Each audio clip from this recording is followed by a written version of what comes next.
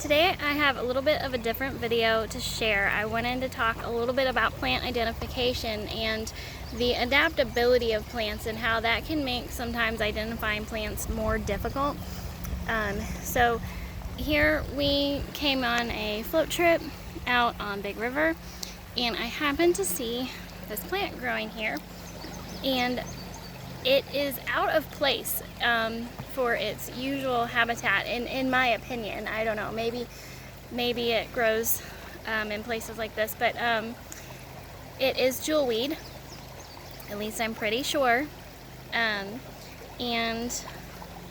it likes cool, shady, moist, rich soil, and it's here on the edge of the bank, so it's fairly moist, but it's in sandy, rocky soil, and I'm just really surprised to see it growing here. A few features that you can look at to help identify is the stem. Let's see if I can get it to focus here. The stem is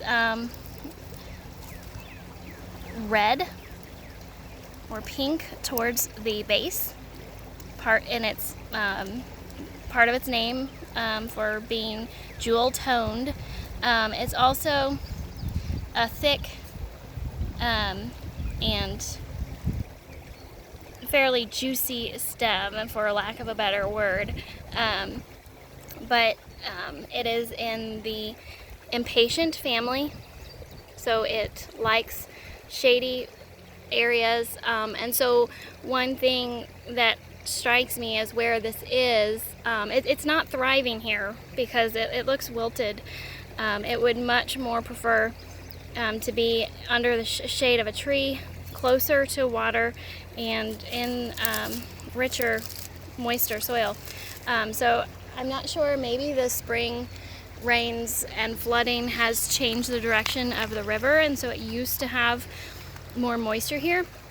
But I just wanted to point out, even though it looks very different from what I normally see jewelweed looking like, and you can see there's more here, and they're all, like, the leaves are wrinkly and almost shriveling because it's just going to be too hot and dry here.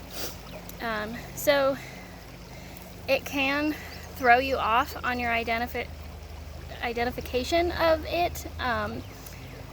So understanding that there's a lot of variables with plants,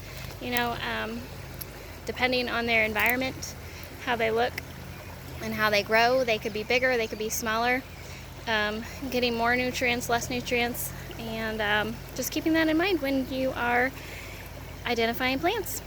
That's all today. Happy gardening.